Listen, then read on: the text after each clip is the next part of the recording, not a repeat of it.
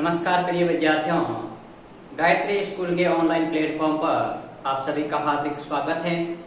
11th class के mathematics के chapter number first की अपन बात कर रहे थे लास्ट के लेक्चर में। उन्हीं को कंटिन्यू करते हुए आज अपन डिस्कस करेंगे जो अपना फर्स्ट चैप्टर सेट थ्योरी था, उसका बेसिक और उसका जो अपन ने डिस्क्रिप्शन देखा था, रिप्रेजेंटेशन देखा था, निरूपण कि अपन ने दो तरीके से उसको निरूपित कर सकते हैं, रोस्टर रूप और सेट बिल्डर फॉर्म। उसी के ऊपर आप अपन क्वेश्चंस को डिस्कस करेंगे एक्सरसाइज 1.1 को लेकर। ठीक बात, तो पहले अपन डिस्कस करते हैं कि इस एक्सरसाइज में किस किस प्रकार के क्वेश्चन पूछे जाएंगे। तो देखिए, सबसे पहले मैं क्वेश्चन नंबर 3 की बात करूं तो क्वेश्चन लिखा हुआ है निम्नलिखित जो सेट्स दे रखे हैं उनको रोस्टर रूप में लिखना है आपको। ठीक है, तो रोस्टर रूप में लिखते ही आपके पास में सीधी दिमाग में बात आती है कि अपन को कर्ली ब्रैकेट के अंतर्गत एलिमेंट्स को लिखना है बाय सेपरेटिंग। कौन के किसके द्वारा सेपरेट करना है? कॉमा के द्वारा। तो फर्स्ट टॉपिक क्या है? एक्स सच दैट एक्स एक पूर्णांक है। लेकिन पहले ध्यान दो कि ये जो सेट्स दे रखे हैं ये किस फॉर्म में है? ये सेट बिल्डर फॉर्म में समुच्चय निर्माण विधि के अंतर्गत दिए गए हैं। अब देखिए, एक्स सच दैट एक्स एक पूर्णांक है। पूर्णांक मतलब क्या है? इंटीजर, जो कि -2, -1, 0, 1, 2, 3 ऐसे सो ऑन चलते हैं।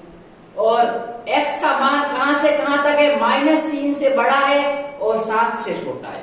अब मेरी बात सुनो, इंटीजर क्या होते हैं? जेड होता है।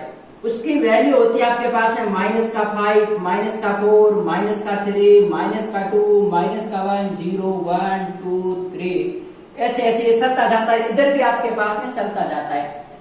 अब ये x की वैल्यू है, कहां से कहां तक लेनी है? -3 से बड़ी। तो -3 से बड़ी कहां से स्टार्ट होगी भाई? यहां से स्टार्ट होगी। ये -3 से इधर जाने पर वैल्यू घटती है, छोटी हो रही है, उस तरफ बढ़ रही है। और कहां तक लेनी है अपन को? 7 से छोटा। तो 7 से छोटा आपके पास में कहां तक जाएगा? 6 तक जाएगा। ठीक है, तो इसका मैं आंसर इसके सामने ही लिख लेता हूं कि जो इसका आंसर होगा वो a बराबर, सबसे पहला टर्म कौन सा आएगा? -2, -1, 0, 1, 2, 3, 4, 5 और 6। 7 क्यों नहीं आया? अब मैंने आपको एक में जब बताऊंगा क्या अंतराल या आपके पास में कोष्टक, आपको पता होगा x का मान है वो 7 से छोटा है। जब x ऐसा आ जाए तो उसका मतलब है 7 शामिल नहीं है, 7 से छोटी वैल्यू। लेकिन जब इसके साथ में इक्वल आ जाता है मतलब अपन को 7 को भी साथ में कंसीडर करना है। तो ये मैं नेक्स्ट लेक्चर में आपको बताऊंगा कि आपके पास में इसका क्या मतलब होता है, इसका क्या मतलब होता है। अभी इतना ध्यान रखो कि जब ये इसका मतलब है x इज लेस देन 7, मतलब x 7 से छोटा, और जब ये लाइन भी साथ में आ जाए मतलब 7 से छोटा या 7 के बराबर, तो 7 साथ में आएगा। और यदि ये नहीं है तो 7 इसके साथ में नहीं आएगा। तो पहला क्वेश्चन अपना हो गया, ये इसका रोस्टर रूप हो गया। सेकंड क्वेश्चन है x सच दैट x संख्या सबसे कम एक प्राकृत संख्या है। अब देखिए, प्राकृत संख्या क्या होती है? सेट ऑफ नेचुरल नंबर 1, 2, 3, 4, 5, 6, 7 ये ऐसे ऐसे चलती जाती है इनफाइनाइट तक। अब कौन सी है कि 6 से कम? तो 6 से कम कितना है? यहां से यहां तक। तो यह आपके पास में b की जो वैल्यू आई है वो आ गई 1, 2, 3, 4, 5। ठीक बात, क्योंकि 6 से कम कहा है, 6 तक नहीं कहा है। यदि ये कहना ना आपको 6 तक तो 6 भी साथ में लेते, लेकिन अपन को 6 से कम कहा है मतलब 6 को साथ में नहीं लेना है। ठीक बात। थर्ड क्वेश्चन क्या है? x सच दैट x 2 अंकों की ऐसी प्राकृत संख्या। इसका या मैंने शॉर्ट में लिखा है ये प्राकृत संख्या, वैसे आपके बुक में क्वेश्चन लिखा हुआ है 2 अंकों की, मतलब आपके पास में अंक ऐसे हो सकते हैं, ये 2 अंक है, ये भी 2 अंक है, ये भी आपके पास में 2 अंक है, ये भी 2 अंक है। लेकिन ध्यान रहे ये 2 अंक के अंतर्गत नहीं आता, क्योंकि जब जो आपके पास में सबसे पहला फर्स्ट अंक यदि 0 आ जाता तो उसको कंसीडर नहीं किया जाता। तो इसमें अंक कितने हैं? एक ही अंक है, तो इसको अपन 2 अंकों में शामिल नहीं करेंगे। ठीक बात। तो अपन को क्या कहना है कि 2 अंकों की ऐसी प्राकृत संख्या जिनके अंकों का योग 8 है, मतलब जो 2 अंक है उनका योग करें तो 8 है, तो देखिए मैं कैसे लिखता हूं, C बराबर पहला सबसे पहले 1 7। अरे भाई 1 और 7 को जोड़ूंगा तो 8 आएगा कि नहीं आएगा। अपन को क्या कहा है कि जिनके अंकों का योग 8 है, अंक कौन सा 1 और 2, ये अंक ही तो है, इनका योग 8 हो रहा है। उसके बाद आ रहा है 26, क्योंकि 2 + 6 बराबर 8 होते हैं, 3 + 5 बराबर 8 होते हैं, तो ये हो गया 35। ठीक है, फिर हो गया 44, फिर हो गया आपके पास में 53, फिर हो गया आपके पास में 62, फिर हो गया आपके पास में 71, और एक और आएगा जो कि है आपके पास में 80, क्योंकि भाई 8 और 0 को ऐड करता हूं तो 8 ही आता है, लेकिन ये 2 अंक होंगे। लेकिन ध्यान रखना ये अपन नहीं ले सकते क्योंकि इसमें अंक एक ही है। हालांकि अंकों का योग तो 8 हो रहा है, लेकिन अपन को कहा है कि 2 अंकों की संख्या, लेकिन इसमें अंक कितने हैं, एक ही अंक है, इसलिए अपन इसको साथ में नहीं लेंगे। ठीक है, तो ये क्वेश्चन था। नेक्स्ट क्वेश्चन अपन देखते हैं, x such that x एक अभाज्य संख्या है जो 60 की भाजक। अभाज्य संख्या क्या होती है, जिसमें खुद के अलावा किसी का भाग नहीं जाए, जिसके अपन फ्रैक्शन नहीं कर सकते। ठीक बात, तो जो 60 की भाजक हो, तो अभाज्य संख्या कौन कौन सी होती है भाई, प्राइम नंबर सबसे छोटा 2 3 5 7 11 13, ये होती है अभाज्य संख्या। अब 2 का भाग 60 में जा रहा है, यस, 3 का भी जा रहा है, 5 का भी जा रहा है, 7 का नहीं जा रहा है, 11 का नहीं जा रहा, 13 का नहीं जा रहा, और इसके बाद होती है आपके पास में 17 का भी नहीं जा रहा है, 19 का भी नहीं जा रहा है। तो अपने पास में क्या आंसर आ जाएगा, डी बराबर 2 3 और 5, क्योंकि ये 3 ही ऐसी अभाज्य संख्या है जिसका भाग 60 में जा रहा है या जो 60 की भाजक हो। 60 की भाजक का मतलब है कि 2 का भाग 60 में जा रहा है, 3 का भी जा रहा है, 5 का भी जा रहा है। अब आप कहोगे सर आपने या 4 क्यों नहीं है, 4 का भाग जा रहा है, लेकिन भाई 4 अभाज्य संख्या नहीं है, अपन को अभाज्य संख्या लेनी है। ठीक बात। अब अपन क्वेश्चन नंबर देखते हैं, ई मैंने क्वेश्चन वैसे करवा रखा, ई बराबर x such that ट्रिगोनोमेट्रिक शब्द के सभी अक्षरों का समुच्चय। अब मैंने आपको बताया था कि आपके पास में सेट के अंतर्गत जो एलिमेंट है उसके ऑर्डर का कोई महत्व नहीं होता, ऑर्डर आगे पीछे हो सकता है, और उसमें किसी भी अवयव के रिपीटेशन अलाउ नहीं है, अपन पुनरावृत्ति नहीं करेंगे। एक अवयव यदि किसी शब्द में 2 बार आया हुआ है तो उसको रोस्टर रूप में 1 बार ही लिखेंगे। ठीक बात। तो देखिए मैं बात करता हूं यहां पर यदि मैं ई की बात करूं, किसकी बात करता हूं, क्वेश्चन नंबर ई की, तो ई में अपने पास में क्या आएगा, सबसे पहले टी आ रहा है, are I ji O N. अब ओ नहीं आएगा क्योंकि ओ पहले आ चुका है, एन एम ई, अब टी भी नहीं आएगा क्योंकि टी आ चुका है, आर भी आ चुका है, और ये आपके पास में वाई। तो ये आपके पास में ट्रिगोनोमेट्रिक से। अब आप कहोगे सर आपने तो कहा था कि सेट के अंतर्गत जो एलिमेंट होते हैं उसको अपन स्मॉल लेटर से लिखते हैं।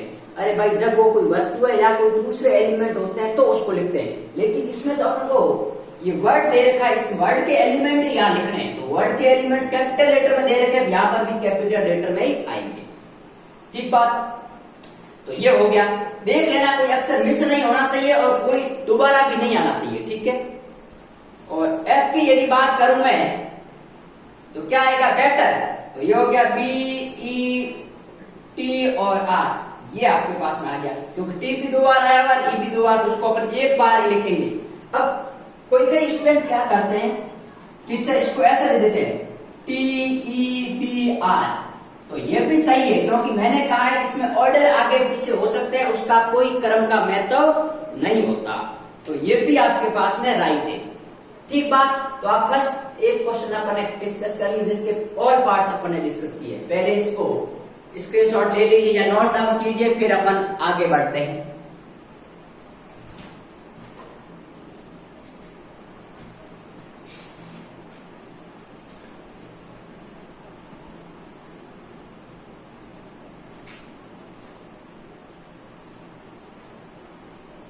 इस एक्सरसाइज का जो फर्स्ट क्वेश्चन है वो उसकी डेफिनेशन के ऊपर बेस्ड है। अभी मैं आपको बोल के बता देता हूं, आपको क्वेश्चन सुनते ही पता चल जाएगा कि कौन सा इसमें से समुच्चय है और कौन सा नहीं है। अब देखिए, मैं बुक ले लेता हूं, आप भी अपने बुक में ध्यान रखिए। अपने पास में एक्सरसाइज जो 1.1 है उसमें फर्स्ट क्वेश्चन ये लिखा हुआ है कि निम्नलिखित में से कौन से समुच्चय है, अपन को उत्तर का कारण बताना है कि कौन से है और कौन से नहीं है। तो देखिए पहला क्वेश्चन लिखा हुआ है फर्स्ट का फर्स्ट, ठीक है, अपन क्वेश्चन कर रहे हैं फर्स्ट, उसी का फर्स्ट पार्ट कि जे अक्षर से प्रारंभ होने वाले वर्ष के सभी महीनों का संग्रह। अब महीने कौन कौन से होते हैं? जनवरी, फरवरी, मार्च, अप्रैल, मई, जून, जुलाई, अगस्त, सितंबर, अक्टूबर, नवंबर और दिसंबर। उसमें जे अक्षर से कौन कौन से प्रारंभ हो रहे हैं भाई? जे अक्षर से प्रारंभ हो रहा है एक तो आपके पास में जिसको अपन कह सकते हैं जनवरी, या हिंदी में लिखना चाहो तो आप हिंदी में लिख लो, कोई दिक्कत नहीं। एक तो होता है जनवरी, एक होता है जून और एक होता है आपके पास में जुलाई, ठीक है। तो क्या ये समुच्चय है? तो ये समुच्चय है। क्यों है? क्योंकि इसको अपन परिभाषित कर सकते हैं। मेरे अकॉर्डिंग भी वर्ष में ऐसे 3 महीने हैं जो कि जे अक्षर से प्रारंभ हो रहे हैं, आपके अकॉर्डिंग भी वही है। तो अपन वर्ष के महीनों को परिभाषित कर सकते हैं। तो पहला अपना क्या है? समुच्चय है, ठीक बात। दूसरा क्वेश्चन लिखा हुआ है भारत के 10 सबसे अधिक प्रभावशाली लेखकों का संग्रह। अब मेरी बात सुनो, भारत के सबसे अधिक 10 प्रतिभाशाली या प्रभावशाली, तो मेरे अनुसार अलग लेखक होंगे, आपके अनुसार लेखक अलग होंगे। तो अपन सबसे अधिक 10 प्रभावशाली लेखक को परिभाषित नहीं कर सकते। इट मीन्स अपन कहेंगे कि जो सेकंड है वो समुच्चय नहीं है। तो आप सेकंड में लिख लो कि भारत के 10 सबसे अधिक प्रतिभाशाली लेखक है, उनका संग्रह समुच्चय के अंतर्गत नहीं आता। क्यों नहीं आता? क्योंकि भारत के 10 सबसे अधिक प्रतिभाशाली लेखकों को अपन परिभाषित नहीं कर सकते। थर्ड क्वेश्चन है विश्व के सर्वश्रेष्ठ 11 बल्लेबाजों का संग्रह। अब देखिए विश्व के सबसे ज्यादा, अब आपके पास है बल्लेबाज तो बहुत सारे हैं और उसमें से मेरे अकॉर्डिंग मैं किसको आपके पास में बेस्ट मानता हूं, आप कौन से क्रिकेटर को बेस्ट मानते हो, तो वो सबके लिए अलग अलग है। तो उनको अपन परिभाषित नहीं कर सकते भाई। कोई कहेगा कि आपके पास में ये अच्छा है, कोई कहेगा ये अच्छा है। जैसे आईपीएल में आपके पास में बोली लगती है तो उसमें कोई किसी को पसंद करता है, कोई किसी को पसंद करता है, तो अपन उसको परिभाषित नहीं कर सकते। तो थर्ड भी आपके पास में, सेकंड भी समुच्चय नहीं है, थर्ड भी आपके पास में समुच्चय नहीं है। अब फोर्थ की बात करते हैं, आपकी कक्षा के सभी बालकों का संग्रह। अब आप 11th क्लास में हो तो 11th क्लास में आपके कक्षा में कितने स्टूडेंट हैं ये परिभाषित किया जा सकता है। अरे भाई डेली अटेंडेंस होती है और डेली वही स्टूडेंट आते हैं। ऐसा तो नहीं है कि आज आपके पास में कक्षा में विद्यार्थी 40 हो गए तो कल 45 और उसके अगले दिन वापस 52 हो गए और उसके अगले दिन वापस 40 पे आ गए। ऐसा तो नहीं होता है। हाँ, ऐसा हो सकता है कि शुरुआत के दिनों में एडमिशन जब होते हैं तो डेली के 1 या 2 स्टूडेंट बढ़ सकते हैं, लेकिन उनको अपन परिभाषित कर सकते हैं ना भाई। एक समय ऐसा आएगा कि वो स्टूडेंट आपके पास में फिक्स हो जाएंगे और पूरे साल वही चलेंगे। तो अपन कक्षा के सभी बालक को परिभाषित कर सकते हैं, अर्थात ये समुच्चय है। अब मेरी बात सुनिए, आगे लिखा हुआ है 100 से कम सभी प्राकृत संख्याएं। अब 100 से कम प्राकृत संख्या 1 से स्टार्ट होती है और कहां तक अपन को लेना है? 100 से कम तो 99 तक। तो इनको तो अपन क्या है? परिभाषित कर सकते हैं। तो ये आपके पास में समुच्चय है। लेखक प्रेमचंद द्वारा लिखित उपन्यास का संग्रह। अब प्रेमचंद ने कितने उपन्यास लिखे हैं वो सबको पता है। यदि 11 लिखे तो 11, 12 लिखे तो 12। हालांकि मेरे को एग्जैक्ट पता नहीं है, लेकिन जितने भी हैं उन सबको अपन परिभाषित कर सकते हैं। उसने सबका नाम लिया है कि भाई ये उपन्यास का नाम ये है, इसका नाम ये। ऐसा तो नहीं है कि आज उपन्यासों की संख्या 11 है तो कल 12 हो जाएगी या कल 10 हो जाएगी, ऐसा तो नहीं है। तो अपन प्रेमचंद द्वारा लिखित जो उपन्यास है उनको अपन परिभाषित कर सकते हैं। इट मीन्स ये समुच्चय है। तो आपके पास में 6 है वो सेट है। सभी समपूर्णांकों का संग्रह। अब समपूर्णांक कौन कौन से होते हैं भाई? समपूर्णांक, अब समपूर्णांक होते हैं आपके पास में, देखिए डैश डैश -2, यहां पर लिख सकते हो आपके पास में -4, ऐसे ऐसे 0, 2, 4, 6, ये ऐसे। तो ये तो आपके पास में संग्रहित कर सकते हैं। तो ये क्या है आपके पास में? समुच्चय है, ठीक है। अब मेरी बात सुनो, अगला क्वेश्चन है इस अध्याय में आने वाले क्वेश्चंस का कलेक्शन। जो इस अध्याय में ये जो अपन 1.1 बात कर रहे हैं या पहला चैप्टर बात कर रहे हैं, इसमें प्रत्येक स्टूडेंट और टीचर के लिए क्वेश्चन वही है जो इस बुक में। ऐसा तो नहीं है कि एक स्टूडेंट के बुक में क्वेश्चन 11 है, दूसरे में 12 है, तो सभी क्वेश्चन को अपन परिभाषित कर सकते हैं, अर्थात ये सेट है। तो आंख में आप लिख लो कि ये समुच्चय है। लास्ट क्वेश्चन है जो मैंने करवा रखा है, विश्व के सबसे अधिक खतरनाक जानवरों का संग्रह। तो सबसे जो डेंजरस एनिमल है, मैंने कहा था उनको अपन परिभाषित नहीं कर सकते क्योंकि सबके अकॉर्डिंग अलग अलग है, उसकी डेफिनेशन वेरी कर रही है। तो आपके पास में 9th में अपन लिखेंगे कि ये समुच्चय नहीं है, क्योंकि विश्व के जो सबसे अधिक जानवर खतरनाक है उसकी डेफिनेशन अपन परिभाषित नहीं कर सकते, उसको अपन डिफाइन नहीं कर सकते। तो ये तो था अपना फर्स्ट क्वेश्चन, जिसमें आपको इतना लिखना है कि ये समुच्चय है, तो है तो क्या लिखोगे कि इसको अपन परिभाषित कर सकते हैं, और यदि समुच्चय नहीं है तो आप लिखोगे कि इसको ये समुच्चय दिया गया सेट है, कलेक्शन है, वो समुच्चय नहीं है। क्यों नहीं है? क्योंकि इनके संग्रह को अपन परिभाषित नहीं कर सकते। तो ये तो था आपके पास में क्वेश्चन नंबर फर्स्ट। अब मैं बात करूंगा क्वेश्चन नंबर सेकंड की। क्वेश्चन नंबर सेकंड जैसे मैंने कल करवाया था, थोड़ा अलग हो सकता है। एक सेट दे रखा है ए बराबर 1 2 3 4 5 6, 1 2 3 4 5 और 6। अब उसका पहला पार्ट क्या है देखिए,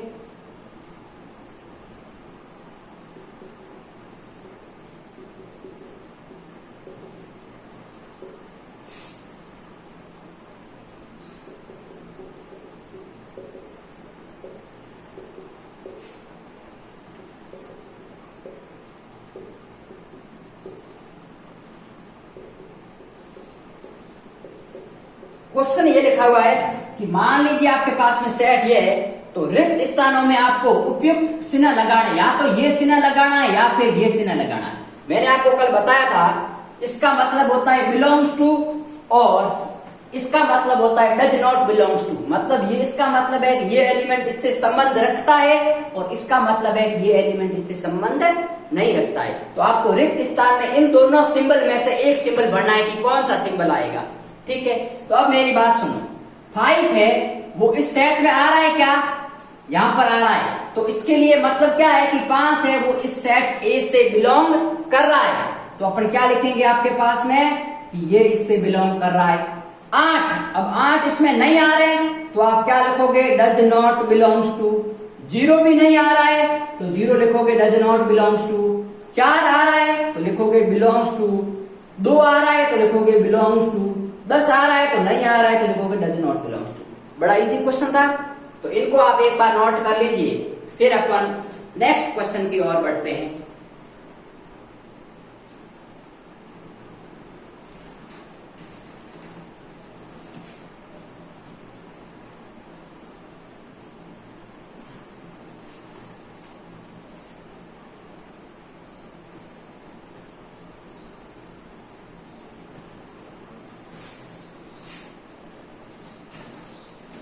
अब देखिए अपना नेक्स्ट क्वेश्चन क्या है।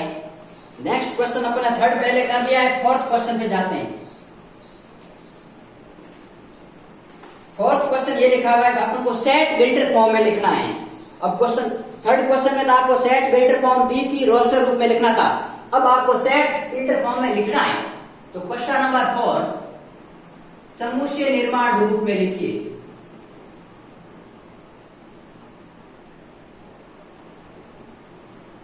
निर्माण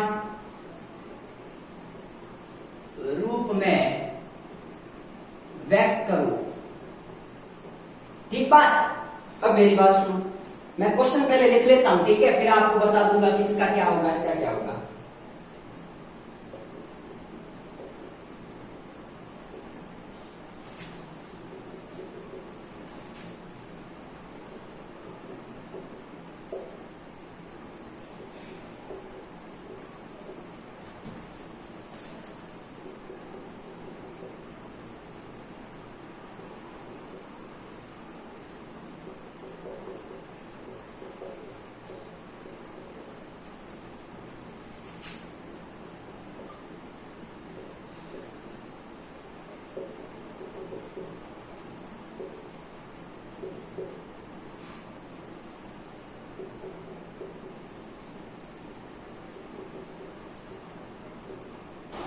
ये क्वेश्चन है, अब देखिए आपके पास में। इसके बाद 2 और क्वेश्चन रहेंगे, जो टाइम मिला तो आज करेंगे, नहीं तो अपन नेक्स्ट के क्लास में करेंगे। हालांकि जो अपन ने क्वेश्चन किए उन्हीं के ऊपर बेस्ड है, आप देख लेना। तो समुच्चय निर्माण रूप में इसको लिखना है, सेट बिल्डर फॉर्म में लिखना है।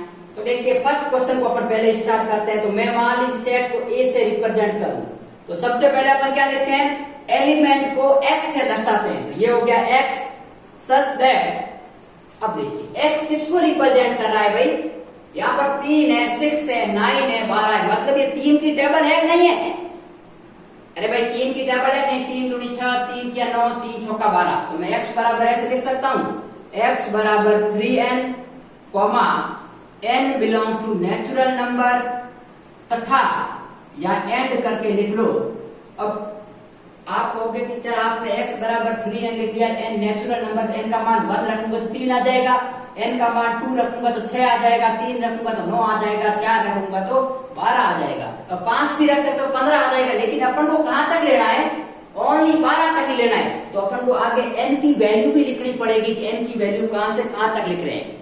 यदि ये इनफाइनाइट तक जा रहा है, ठीक है, जैसे आपके पास है, मैं यहाँ आगे डैश डैश कर दूं तो आपको इतना ही लिखना है, आगे कुछ भी नहीं लिखना है। लेकिन ये आगे रेस्ट्रिक्ट हो गया, 12 तक ही जा रहा है, तो अपन को लिखना होगा कि जो n है वो less than greater than equal to 1 है, लेकिन लेस देन इक्वल टू 4 है। क्योंकि जब n का मान 1 रखूंगा तो 3 आएगा, 2 रखूंगा तो 6 आएगा, 3 रखूंगा तो 9 आएगा, और 4 रखूंगा तो 12 आएगा। तो ये इसका रोस्टर रूप हो गया।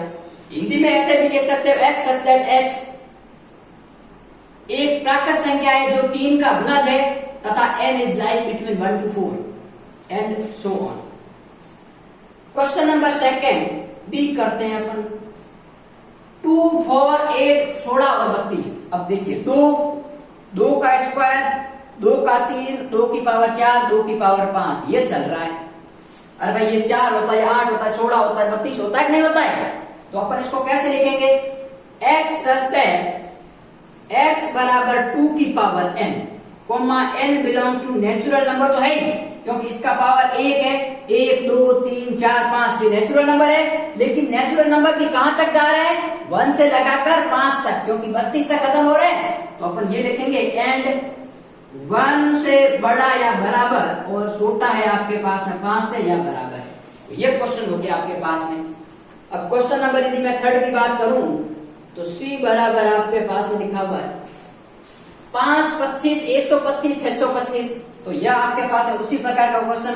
5 की पावर 1, 5 की पावर 2 25 होते हैं, 5 की पावर 3 होते हैं आपके पास में 125, क्योंकि 25 इंटू 5 आपके पास 125, और 5 की पावर 4 होते हैं 625। तो इसको मैं क्या लिख सकता हूं, x सच दैट x बराबर 5 की power n, n belongs to n and n is lies between 1 to 4 n आपके पास में, ठीक है। तो n का मान कहां से कहां तक जा रहा है, 1 से 4 तक, जो कि नेचुरल नंबर है, और उसमें n कर रहे हैं। तो अब आपको सेट बिल्डर फॉर्म मैंने कल वैसे समझाया था, उसके हिसाब से आपको इजीली समझ आ जाएगा। 2, 4, 6, तो क्या लिखेंगे, d बराबर x सच दैट x एक सम प्राकृत संख्या है, सम प्राकृत संख्या है।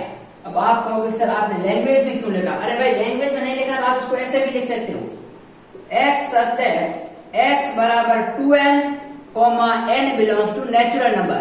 अब आपको ये नहीं लिखना है कि नेचुरल नंबर कहां से कहां, क्योंकि इनफाइनाइट तक जा रहा है, ठीक है। तो n का मान 1 रखूंगा तो 2 आएगा, 2 रखूंगा 4 आएगा, 3 रखूंगा तो 6 आएगा, तो ये चलता जाएगा। तो शायद ये रूप लिखो या ये रूप लिखो, दोनों राइट है। अब ये आपके पास में 5वां यदि क्वेश्चन को सॉल्व करें तो आपके पास में इसको मैं e लिख लेता हूं, e बराबर x सच दैट क्या है, 1, 4, 9, मतलब 1 का स्क्वायर प्लस 2 का स्क्वायर प्लस 3 का स्क्वायर प्लस 4 का स्क्वायर, और कहां तक जा रहा है, 10 का स्क्वायर तक, ठीक है। तो अपन क्या लिखेंगे, x सच दैट x बराबर n square, n belongs to natural number. अब बात सुनिए, आपके पास में ये हो गया, और आपके पास में n कहां से कहां लाइज करेगा भाई, n इज लाइज बिटवीन आपके पास में 1 से लगाकर 10। अब मेरे पास, अब आप कहोगे कि क्या भाई आपके पास में ऐसा भी तो हो सकता है कि x बराबर n स्क्वायर है तो n इंटीजर भी हो सकते हैं, ठीक है ना। तो इंटीजर आपके पास में, यहाँ में नेचुरल नंबर ही मैंने क्यों सेलेक्ट किए, आप इंटीजर क्यों नहीं सेलेक्ट कर रहे हो, इसका मुझे आपको रीजन बताना है, ठीक है। तो देखिए आप यहाँ z लोगे तो देखिए n का मान यदि अपन z लेंगे तो उसमें 0 भी शामिल आएगा, तो -1 का स्क्वायर 1 होता है, 0 का स्क्वायर 0, लेकिन इसमें 0 नहीं आ रहा। -2 का स्क्वायर 4 होता है, 2 का स्क्वायर भी 4 होता है, ठीक है। तो यहाँ पर आपके पास में नेचुरल नंबर ही आएंगे, बाकी आपके पास में कुछ भी नहीं आएगा। यदि यहाँ साथ में 0 होता तो अपन यहाँ पर क्या लेते, इंटीजर्स को कंसीडर करते, ना कि नेचुरल नंबर को कंसीडर करते, ठीक है। लेकिन यहाँ इसके साथ में 0 नहीं है, इसलिए अपन इंटीजर नहीं ले सकते, क्योंकि इंटीजर ले लिया मतलब इंटीजर के साथ में 20 वाला -1 है तो 1 आएगा, तो उसके बीच में 0 भी आएगा, लेकिन इसमें 0 का स्क्वायर नहीं है, ठीक बात। तो यहाँ पर अपन इसको नेचुरल नंबर ही कंसीडर करेंगे। तो आज अपन 4 क्वेश्चन को अपन ने देख लिया। 5वां क्वेश्चन है जिनको आपको क्या लिखना है, रोस्टर रूप में लिखना है, जो कि मैंने क्वेश्चन 3 करवाया है। और 6ठे क्वेश्चन में एक साइड में रोस्टर रूप लिखा हुआ, दूसरी साइड में सेट बिल्डर फॉर्म लिखा हुआ, उन दोनों को मिलान करना है। तो 5वां और 6ठा क्वेश्चन बिल्कुल इजी है, आप करने का ट्राई कीजिएगा। यदि नहीं होता है आपको कमेंट बॉक्स में लिख लेना, मैं क्वेश्चन करवा दूंगा। लेकिन है कुछ नहीं, आपको एक में तो रोस्टर रूप में लिखना है और एक क्वेश्चन में इधर रोस्टर रूप लिखा हुआ है, इधर सेट बिल्डर फॉर्म, इन दोनों को मिलान करना है कि इसमें से कौन सा इससे मिलान होता है, ठीक बात। तो जिस सबके पास बुक होगी तो क्वेश्चन नंबर 5 और 6 आपको सेलेक्ट करना है। और उसके बावजूद भी यदि कोई समझ में नहीं आता है तो कमेंट बॉक्स में लिख दीजिएगा कि सर ये क्वेश्चन आपको करवाना है।